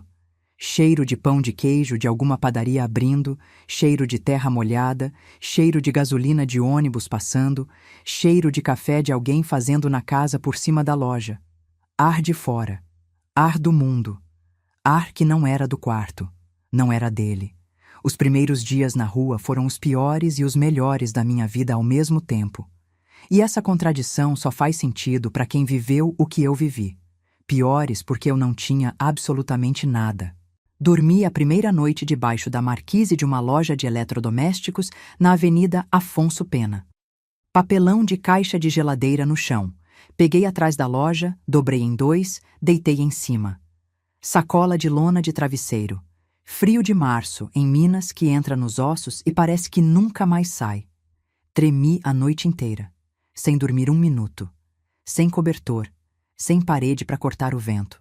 O barulho da rua, carros passando, bêbados gritando, sirene de ambulância ao longe, me assustava a cada segundo. Eu ficava encolhida no papelão, agarrada na sacola, com os olhos arregalados no escuro da calçada, o coração pulando no peito. Melhores porque ninguém me bateu. Ninguém me acordou com soco. Ninguém fez nada comigo naquele escuro. Eu estava no chão, com frio, com fome, com medo da cidade de noite, com vergonha de ser uma mulher de 61 anos deitada num papelão debaixo de marquise, mas sem mão em cima de mim, sem ronco do lado, sem interruptor apagando e o monstro aparecendo. E isso, meus queridos, depois de 34 anos, era luxo, era 5 estrelas, era suíte presidencial, era lua de mel. Fiquei 2 semanas na rua. 2 semanas que pareceram 2 anos e 2 dias ao mesmo tempo. Pedi comida em padaria. Chegava na porta e dizia com a voz mais pequena que eu já tinha: "Moço, o senhor tem um pão que sobrou? Qualquer coisa." Alguns davam. Outros fechavam a porta na cara. Pedi dinheiro em semáforo. Isso foi a parte mais difícil. Eu que trabalhei a vida inteira, que nunca pedi nada para ninguém, que limpei chão de hospital por décadas, de pé no meio-fio com a mão estendida pedindo moeda. A vergonha queimava mais que tapa. Queimava o rosto, queimava o peito, queimava a dignidade inteira. Mas fome é mais forte que orgulho. E quando a barriga encosta nas costas, a gente estende a mão. Tomei banho no banheiro de posto de gasolina. Daqueles banheiros de porta de metal que não tranca direito, chão molhado, chuveirinho fraco, sem toalha. Lavei minha roupa num tanque de praça, de madrugada, para ninguém ver. Estendi no banco e esperei secar. Dormi em marquise, em praça, debaixo de viaduto. Comi pão duro, banana amassada, resto de marmita que funcionário de restaurante deixava na lixeira. Comi o que apareceu, sem reclamar, sem nojo. Porque nojo é luxo de quem tem escolha. E eu não tinha. Na segunda semana, numa tarde de terça-feira quente de março, uma moça parou na minha frente. Eu estava debaixo do viaduto da BR, sentada no papelão, com a sacola de lona no colo, olhando pro nada. A moça era jovem, cabelo cacheado preso num coque, crachá da prefeitura pendurado no pescoço por uma fitinha azul. Roupa simples, calça jeans, camiseta branca, tênis. Olhos vivos, atentos, de quem procura gente que precisa de ajuda. "Boa tarde, senhora. Meu nome é Raquel. Eu trabalho na assistência social da prefeitura. A senhora está precisando de ajuda?" Eu olhei para ela. Olhei para os olhos dela. Olhos de mulher jovem, limpos, sem maldade, sem julgamento. E disse a frase mais verdadeira e mais estranha que já saiu da minha boca. "Moça, eu tô na rua há 2 semanas e é o lugar mais seguro que eu já morei na vida." A Raquel não disse nada por uns segundos. Ficou me olhando. Depois sentou no chão do viaduto, do meu lado, no papelão, e disse: "Me conta, dona." E eu contei. Contei tudo. Ali, debaixo do viaduto, para uma desconhecida de crachá azul, eu contei o que nunca tinha contado para ninguém em 34 anos. E quando terminei, eu estava chorando e ela também. A Raquel me levou para o abrigo municipal São Francisco de Assis, bairro Tíberi, Uberlândia. Prédio antigo, reformado pela prefeitura. Ala feminina separada da masculina. Capacidade para 80 pessoas. Cama de solteiro com colchão fino, lençol branco, travesseiro de espuma. Banheiro coletivo, 4 chuveiros, 4 vasos. Refeitório com 3 refeições por dia. Assistente social, psicóloga, enfermeira. Eu entrei naquele abrigo e a primeira coisa que meus olhos viram foi a cama. Cama de solteiro. De solteiro. Uma cama pequena, estreita, onde cabia uma pessoa só. Só eu. Ninguém do lado, ninguém roncando, ninguém fazendo nada, só eu. Sentei na beira da cama, passei a mão no lençol. Limpo, cheirando a sabão em pó barato, daquele de lavanderia coletiva, sem cheiro de colônia de homem, sem cheiro de suor, sem cheiro de nada que me fizesse lembrar de escuro e de mão e de ronco. Lençol branco, simples, limpo. A coordenadora do abrigo, a dona Vera, mulher de 55 anos, gordinha, de óculos na ponta do nariz e voz firme, mas doce, me mostrou as regras. Café às 7, almoço ao meio-dia, janta às 6 da tarde, luz apaga às 10 da noite. Porta do dormitório não tranca. Regra de segurança do abrigo. A porta não tranca? Eu perguntei, e minha voz saiu fina, apertada, de medo. Não, dona. Mas tem vigia a noite inteira, um homem e uma mulher. Ninguém entra na ala feminina sem autorização. Ninguém. Porta que não tranca, mas com vigia, com proteção, com gente cuidando. Diferente da minha casa, onde a porta trancava por dentro e quem ficava presa era eu, e quem tinha a chave era ele e o vigia era ninguém. Naquela primeira noite no abrigo, eu deitei na cama de solteiro. Puxei o lençol até o queixo. Coloquei a foto debaixo do travesseiro. A Cida de 25, sorrindo. A luz apagou às 10. Escuro. Igual ao quarto de casa. Mas o som era diferente. Não tinha ronco de homem. Tinha respiração de mulheres. O dormitório feminino tinha 12 mulheres naquela noite. 12 mulheres, cada uma na sua cama de solteiro. Respiração suave. Alguém tossindo baixo. Alguém suspirando. Alguém virando na cama e a mola do colchão rangendo. Sons de gente. De mulheres. De iguais. De gente que entendia o que era o escuro ruim e que ali, naquele escuro do abrigo, estava segura. E eu dormi. Na primeira noite no abrigo, eu dormi 9 horas seguidas. De 10 da noite às 7 da manhã. Sem acordar uma vez. Sem pesadelo. Sem mão. Sem ronco. Sem o corpo travar de medo. 9 horas de sono limpo, inteiro, profundo, reparador. O tipo de sono que eu não dormia há 34 anos.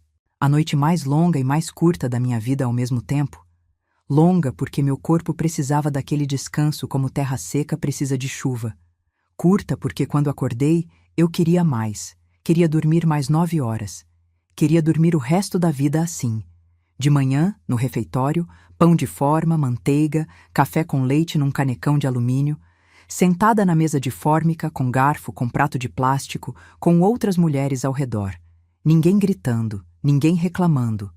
Ninguém batendo palma na mesa de raiva. Ninguém dizendo que a comida estava ruim.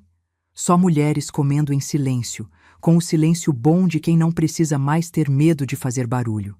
Eu mordi o pão com manteiga. Mastiguei devagar.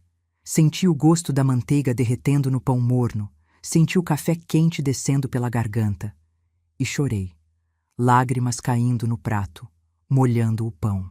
A mulher do meu lado, Dona Francisca, 58 anos, que fugiu do marido em Araguari depois de 22 anos de casamento, o marido quebrou o braço dela com um pedaço de pau e ela saiu do hospital e não voltou. Olhou para mim com aqueles olhos que conheciam a dor que eu conhecia e perguntou: "Primeira noite?" "É." Chorou de tristeza ou de alívio? De alívio. Eu também chorei na primeira. Depois passa. Fica só o alívio. A dona Francisca me disse uma coisa dias depois que eu nunca mais esqueci. A gente estava no dormitório, cada uma na sua cama, e ela me olhou e disse: Cida, sabe o que é luxo para mim?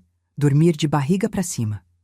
Porque na minha casa eu dormia de lado, encolhida, de costas para o meu marido rezando para ele não encostar. Aqui eu durmo de barriga para cima, braço aberto, espalhada, porque a cama é minha e ninguém tá do lado. Dormir de barriga para cima. Meus queridos, isso é luxo para a mulher que apanhou 22 anos. Abrir os braços na cama, ocupar espaço, esticar as pernas. Coisas que qualquer pessoa normal faz sem pensar, sem perceber, sem dar valor. Para nós era conquista. Era vitória. Era troféu. O Norberto me procurou. Claro que procurou. Não por amor, não por saudade, não por preocupação. Por propriedade. Dono procura o que é dele. Carro roubado se procura. Cachorro fugido se procura. Esposa que saiu de casa de madrugada se procura. Pela mesma lógica. A mesma lógica doente de quem acha que gente é coisa. Na primeira semana, ligou para Rosângela. Onde tá tua mãe? Ela sumiu. A Rosângela não sabia. Eu não tinha contado para ninguém. Saí sem avisar, sem telefonar, sem mandar bilhete. Ele ligou para Tatiane. Ligou para a vizinha Dona Lúcia. Ligou para o padre da igreja. A Cida sumiu. Acho que tá confusa. Pode ser a idade, sabe como é? Demência. Demência. A desculpa universal de marido que bate quando a esposa foge. A explicação perfeita. Ela tá confusa. Não sabe o que faz. Coitadinha, precisa de cuidado. Coitadinha. Ele me chamou de coitadinha pros vizinhos. O homem que me destruiu por 34 anos me chamou de coitadinha com voz de preocupação. Depois de um mês, foi na delegacia. Registrou queixa de desaparecimento. Minha esposa Aparecida de Jesus Moreira, 61 anos, desapareceu de casa. Pode estar desorientada. A polícia procurou. Vasculhou hospitais, checou registros, fez ronda. E chegou no abrigo. Me encontrou. O policial veio falar comigo no refeitório. A Raquel estava do meu lado. O policial, um homem jovem de farda, perguntou educado: Dona Aparecida, seu marido registrou queixa de desaparecimento. Ele está preocupado. A senhora está aqui por vontade própria? A senhora está bem? Eu olhei para o policial, olhei para Raquel e disse com uma voz que eu não reconheci como minha, uma voz firme, clara, sem tremer: Eu não desapareci, moço. Eu fugi. Fugi do meu marido. E eu quero que ele saiba que eu estou viva, estou bem e não volto. Nunca mais. A Raquel confirmou. Ela está acolhida aqui por vontade própria, vítima de violência doméstica de longa duração. O policial anotou. Foi embora.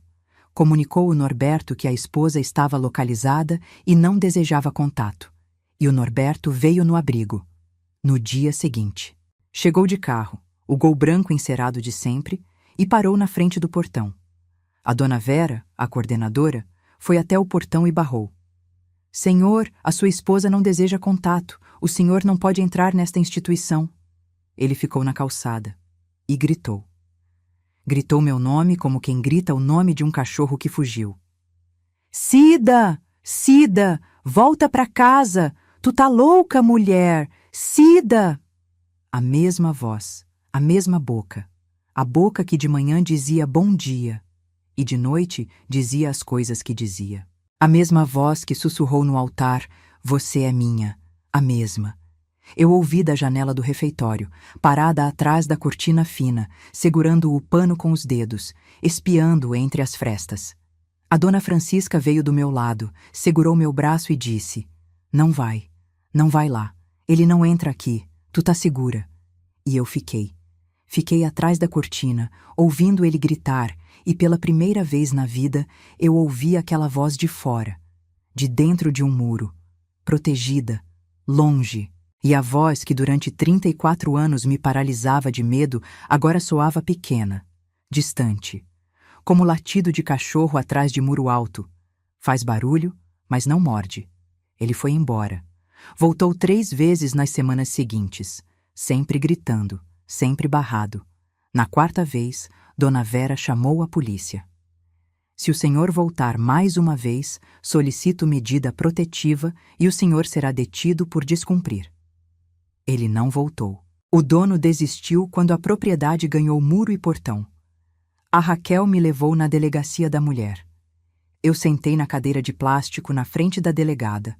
Mulher séria, de cabelo preso, que me olhava por cima dos óculos com uma mistura de profissionalismo e compaixão. E contei. Contei tudo. 34 anos. Os tapas, os socos, os chutes, os dentes perdidos, a cicatriz na sobrancelha, o quadril que manca. E o que acontecia quando a luz apagava. Tudo. Cada detalhe que eu consegui colocar em palavras, e os que não consegui, eu descrevi pelo silêncio, pela pausa, pelo choro que vinha no lugar das palavras. A delegada ouviu. Anotou. Pediu exame no IML. O laudo médico confirmou. Lesões compatíveis com agressão crônica em múltiplas fases de cicatrização. Trauma repetitivo no quadril direito. Perda dentária por impacto. Cicatriz corto-contusa na região supraorbital direita. A medida protetiva foi concedida no mesmo dia, 300 metros de distância.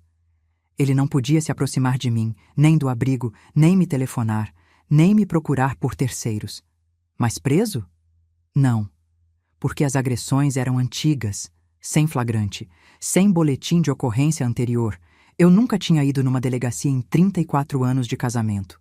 Sem testemunha, porque tudo acontecia dentro de casa, de porta trancada, de noite, no escuro.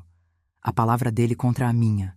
E a palavra dele, na delegacia, foi: eu nunca encostei na minha mulher. Ela está confusa. Pode ser começo de demência. A delegada me olhou com honestidade e disse: Dona Cida, a medida protetiva está concedida e é para ser cumprida. Mas prender ele com as provas que temos agora é muito difícil. As lesões são antigas. Ele nega tudo. Não tem testemunha. Eu sinto muito. Eu olhei para a delegada e disse uma coisa que saiu de um lugar dentro de mim que eu nem sabia que existia. Doutora, eu passei 34 anos com esse homem sem ninguém me ajudar. Nenhum vizinho bateu na minha porta. Nenhum padre perguntou se eu estava bem. Nenhuma cunhada ofereceu abrigo. Eu já sabia que a justiça com letra maiúscula não ia chegar no meu quarto de casal com a porta trancada de noite. Tudo bem, eu aceito. Eu não preciso que ele vá preso. Eu preciso que ele fique longe de mim. E isso a senhora já me deu. E isso já é mais do que eu tive em 34 anos. A medida protetiva não era justiça completa. Eu sei disso. Ele está solto, morando na mesma casa que eu limpei por 34 anos.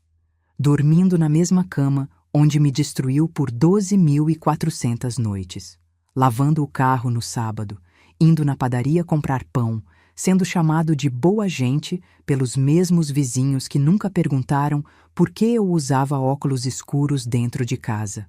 Ele tá lá, livre, sem marca, sem consequência, sem cadeia. Mas eu tenho o muro, tenho os 300 metros, tenho o papel assinado por uma juíza que diz que ele não pode chegar perto. E muro, meus queridos, para quem viveu 34 anos sem proteção nenhuma, sem uma porta que me protegesse, sem uma parede entre mim e o perigo. Muro já é tudo. Faz 3 anos que eu moro no abrigo. 3 anos completos. Poderia ter saído. A Raquel me ofereceu programa de moradia social da prefeitura, apartamento pequeno num conjunto habitacional. A Rosângela ofereceu um quarto na casa dela, com cama de casal e guarda-roupa e chuveiro quente. Até a Tatiane sugeriu que eu fosse morar perto dela, num kitnet que ela ajudava a pagar. Eu recusei tudo. Não porque eu goste de abrigo. Não é isso. Eu sei que abrigo não é casa. Sei que colchão fino não é colchão de mola. Sei que banheiro coletivo com 4 chuveiros não é banheiro com porta e chave e espelho. Sei que dormitório com 12 mulheres não é quarto só meu. Eu sei de tudo isso.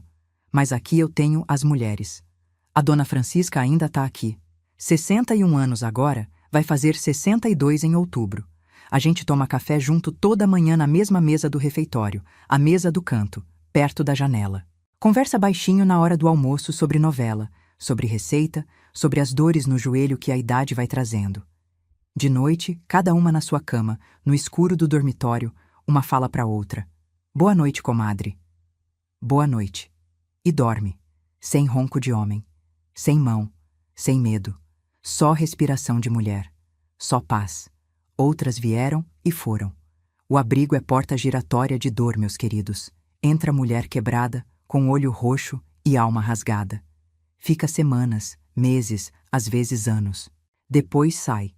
Remendada, costurada por dentro, com cicatrizes que não se veem mais, mas que doem quando o tempo muda. Umas saem para morar sozinhas. Umas voltam para a família. Umas arrumam emprego e alugam quarto. E umas ficam. Como eu. Porque ficar aqui, no meio dessas mulheres que sabem o que eu sei, que viveram o que eu vivi, que entendem o que eu falo sem eu precisar explicar, ficar aqui é o lugar onde eu me sinto inteira. Eu ajudo as que chegam novas. Quando entra uma mulher nova no abrigo, de madrugada, trazida pela polícia ou pela assistente social, com os olhos assustados e o corpo tremendo, eu levanto da cama, esquento um café, coloco numa xícara e levo para ela. Sento do lado. Não pergunto nada. Só digo, primeira noite, toma esse café. Amanhã a gente conversa. E fico ali, em silêncio, fazendo companhia. Porque eu sei o que é chegar num lugar estranho de madrugada, sem saber se o mundo vai te machucar de novo. E eu sei que às vezes a única coisa que a gente precisa não é conselho nem explicação, é alguém do lado segurando uma xícara quente. Eu trabalho de voluntária na cozinha do abrigo, todo dia. Acordo às 5h30, faço o café, corto o pão, arrumo as mesas, preparo o refeitório. Depois do café, ajudo no almoço, descasco batata, pico cebola, tempero feijão. Depois do almoço, limpo o refeitório. Lavo o prato, varro o chão, passo pano na mesa. Não ganho 1 centavo por isso. Não preciso ganhar. Faço porque quero, porque cozinhar aqui é outra coisa, é outra vida. Aqui ninguém chuta porque a carne tá dura. Aqui ninguém joga prato porque o arroz empapou. Aqui ninguém me soca porque o café esfriou.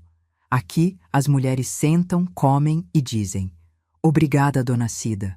Tava gostoso. Obrigada. Uma palavra. 5 letras. Uma palavra que vale mais que ouro, que vale mais que casa de 3 quartos, que vale mais que tudo que o Norberto supostamente me deu em 34 anos. Porque ele nunca me deu nada. Ele me tirou. Tirou meus dentes, minha saúde, meu quadril, meu dinheiro, meu sono, minha dignidade, minha voz. A única coisa que ele me deu foi 34 anos de medo. E medo não é presente. Medo é castigo. A Tatiane vem me ver de vez em quando. A caçula. Aquela que aos 16 sentou na minha cama e disse a frase que mudou minha vida em câmera lenta. A rua é melhor que isso. Ela casou, tem 2 filhos, meus netos, que eu amo com uma ternura que transborda. E mora aqui em Uberlândia mesmo, no bairro Santa Mônica. Traz os netos para me ver. Eles entram no abrigo com os olhinhos arregalados, curiosos, sem entender direito por que a avó mora ali e não numa casa com quintal. O mais velho, o Lucas, de 8 anos, me perguntou uma vez: Vó, por que a senhora mora aqui e não com a gente? E eu disse: porque aqui a avó dorme bem, meu amor. E vó que dorme bem acorda feliz para fazer biscoito pro neto. E ele aceitou. Criança aceita as coisas com uma simplicidade que adulto desaprende. A Rosângela também vem. Uma vez por mês, no segundo sábado, pontual como relógio. Traz o pacote. Muda de roupa, sabonete, fruta, às vezes um chocolate. Fica 1 hora. Senta na minha cama, conversa sobre a vida, sobre o trabalho, sobre o neto. E na hora de ir embora, na porta do abrigo, ela para, me olha com aqueles olhos que carregam toda a infância que ela viveu e diz: Mãe, se a senhora mudar de ideia, tem quarto na minha casa. E eu digo: Obrigada, minha filha, mas eu tô bem aqui, eu tô em paz. De noite, eu deito na minha cama de solteiro. Puxo o lençol até o queixo, pego a foto debaixo do travesseiro. Olho para ela. A Cida de 25 anos, sorrindo, bonita, cabelo solto, todos os dentes. Passo o dedo na borda da foto, no papel gasto de tanto tocar, e digo baixinho: "Boa noite, Cida. A gente conseguiu." Guardo a foto de volta, fecho os olhos e durmo. Durmo de barriga para cima, braço aberto, perna esticada, espalhada na cama de solteiro como se fosse cama de rainha, sem ronco do lado, sem mão no escuro, sem medo de interruptor apagando, sem o estômago gelando, sem os pelos arrepiando, sem a apneia. Durmo como a Cida de 25 dormia antes de casar, solta, leve, inteira, confiando que o mundo não vai fazer mal enquanto ela tiver de olhos fechados. 3 anos dormindo assim. 1.095 noites de paz, depois de 12.400 noites de guerra. E cada noite de paz vale mais que todas as noites de guerra juntas. Porque a paz, quando a gente finalmente encontra, pesa mais, ocupa mais, brilha mais. Porque a gente sabe o preço dela, sabe o quanto custou, sabe quantos metros separavam a gente dela e quanto tempo a gente demorou para caminhar. E quando alguém vem me visitar e olha pro abrigo com cara de pena, olha pra cama de solteiro, pro lençol simples, pro banheiro coletivo, pro colchão fino, pra sacola de lona debaixo da cama e diz: "Dona Cida, a senhora não quer coisa melhor?" Eu digo sempre a mesma coisa.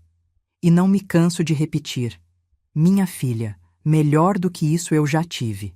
Eu tive casa de 3 quartos no Luizote de Freitas, cama de casal king size, guarda-roupa de 6 portas com espelho, chuveiro quente com aquecedor, fogão de 5 bocas, geladeira duplex, televisão de tela grande. Tive tudo que mulher sonha ter, tudo que propaganda de loja vende como felicidade. E toda noite, dentro daquela casa bonita, deitada naquela cama de casal king size, eu era destruída por dentro no escuro por um homem que dormia do meu lado e roncava em paz enquanto eu chorava sem som. E de manhã eu levantava e limpava a casa que me destruía. Passava pano no chão que me viu cair. Lavava o lençol que testemunhou minha destruição. Cozinhava para o homem que me tirava pedaços toda noite.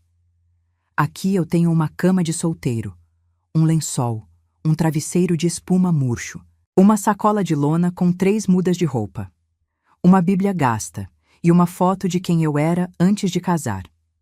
E eu durmo. Durmo de verdade. Durmo sem ronco, sem mão, sem escuro que mete medo. Durmo sabendo que quando a luz apagar, o único som que eu vou ouvir vai ser o vento na janela do dormitório e a respiração das mulheres do lado, mulheres que entendem, que sabem, que também fugiram. Isso não é pouco, minha filha. Isso é tudo, porque tudo que uma mulher precisa para viver de verdade é um lugar onde ela deite e ninguém encoste nela sem ela querer. Um lugar onde a luz pode apagar e o escuro não traz monstro. Um lugar onde o único ronco é o vento. Eu achei esse lugar. Demorei 34 anos e 5 metros, mas achei. E o pão com manteiga do café da manhã daqui é o mais gostoso que eu já comi na vida inteira. Não porque é pão de padaria fina, não porque a manteiga é importada. É pão de forma simples e manteiga de saquinho. Mas é o primeiro pão que eu como sem gosto de sangue na boca. E pão sem gosto de sangue, meus queridos, é o pão mais gostoso do mundo. Meus queridos, minhas queridas, agora eu preciso falar uma coisa de coração para coração, porque é para isso que essa vovó tá aqui. Não é só para contar minha história. Contar a história é só o caminho. O destino é outro. O destino é falar com vocês de frente, olho no olho, alma na alma. Se você está vivendo com alguém que de dia é uma pessoa e de noite se transforma em outra, que de dia sorri pro vizinho e de noite fecha a porta e vira monstro, saiba de uma coisa: isso não é casamento. Isso não é amor. Isso não é jeito de homem. Isso não é fase. Isso é prisão. E você, minha filha, meu filho, não merece estar presa. Não merece estar preso. Ninguém merece. Se você está deitada agora ouvindo o ronco do lado e o corpo inteiro doendo e a alma gritando, saiba que existe um lugar onde você pode dormir sem ronco. Existe uma cama onde cabe só você. Existe um café da manhã onde ninguém vai jogar o prato na sua cara porque o café esfriou. Existe um mundo do lado de fora da porta que parece impossível de alcançar, mas que está a 5 metros. 5 metros, minha querida. Só 5. Eu sei que parece impossível sair. Eu sei. Eu fiquei 34 anos achando que era impossível. 34 anos olhando para uma porta que ficava a 5 metros da minha cama e achando que aqueles 5 metros eram 5.000 quilômetros. Que tinha um abismo entre a cama e a calçada. Que o mundo lá fora era pior que o inferno aqui dentro. Mas não é. Meus queridos, eu dormi na calçada, em papelão, no frio de março, debaixo de viaduto, e a calçada era melhor que a cama de casal king size do Luizotti de Freitas. Porque na calçada ninguém encostou em mim. Eu não vou mentir para vocês e dizer que depois que a gente sai é tudo fácil e bonito e florido. Não é. A rua é fria, o abrigo é duro, a justiça é lenta e às vezes não chega. O dinheiro é pouco, a vergonha morde, a solidão aperta. As filhas não chamam para morar junto. O filho sumiu do mapa. O corpo dói. A memória assombra. Tem noite que eu acordo de madrugada, suando frio, achando que ouço ronco, e preciso de 1 minuto para lembrar onde eu tô, para lembrar que tô no abrigo, que tô segura, que o ronco era sonho, não realidade. Mas nada disso. Nada, meus queridos, absolutamente nada. É pior que a luz apagando e o monstro acordando no escuro do seu próprio quarto. Nada é pior que 34 anos de ronco. Nada.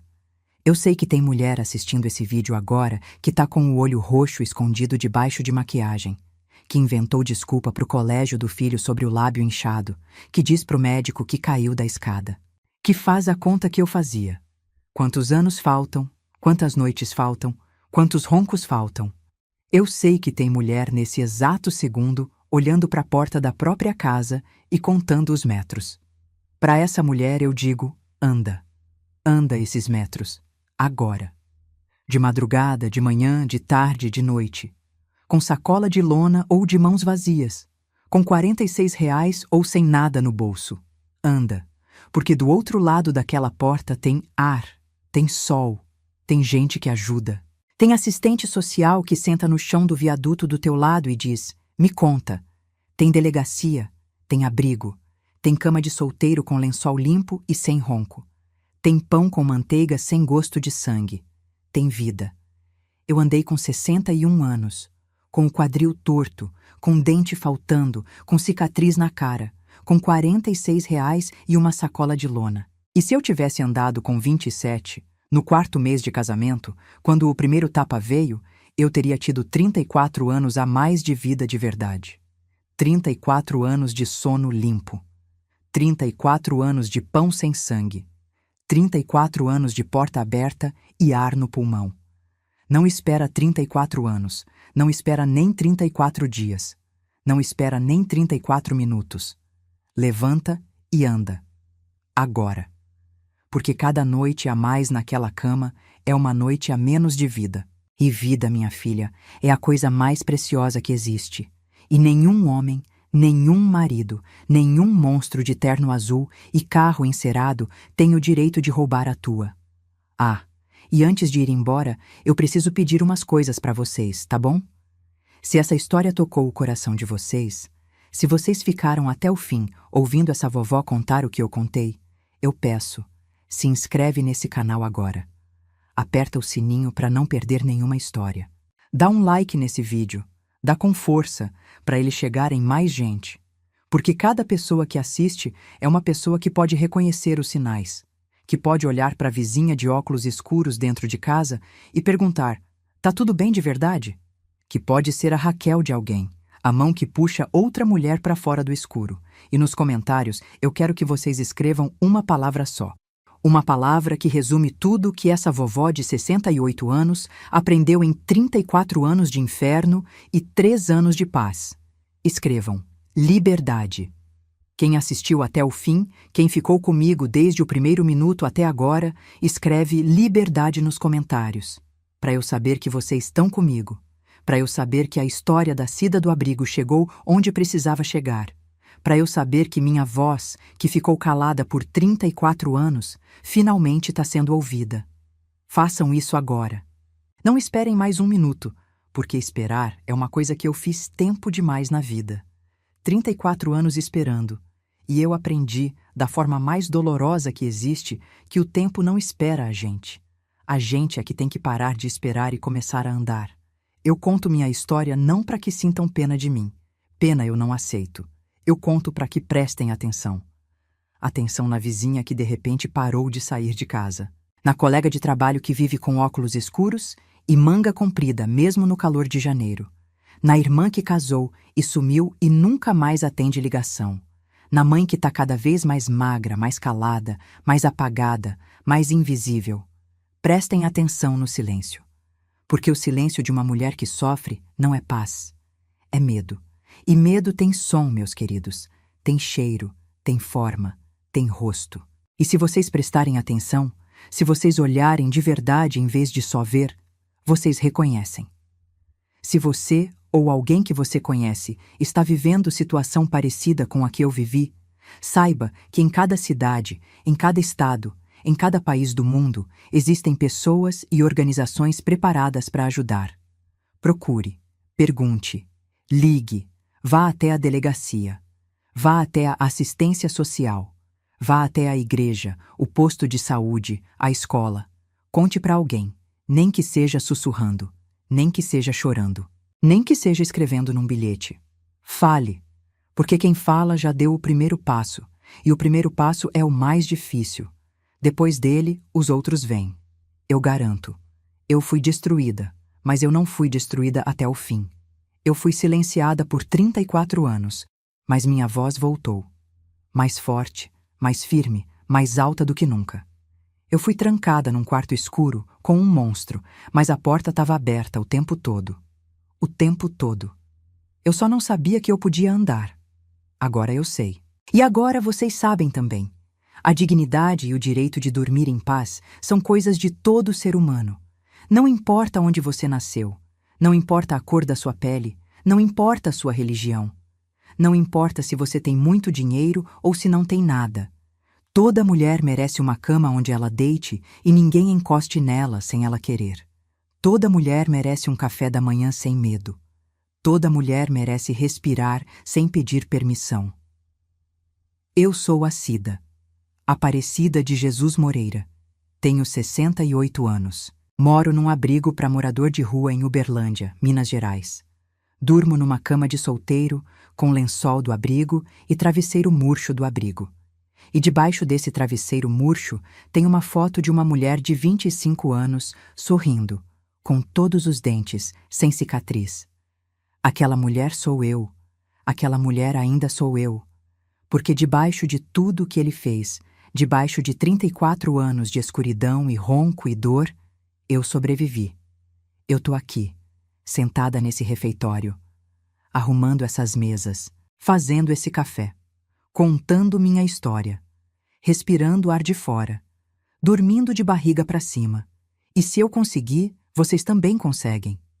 Não importa quantos anos já passaram. Não importa quantas noites já foram. Não importa se a porta parece longe demais. Ela está a 5 metros. E 5 metros é o caminho mais curto entre o inferno e a liberdade. Obrigada por me ouvir. Obrigada por ficar até o fim. Obrigada por existir.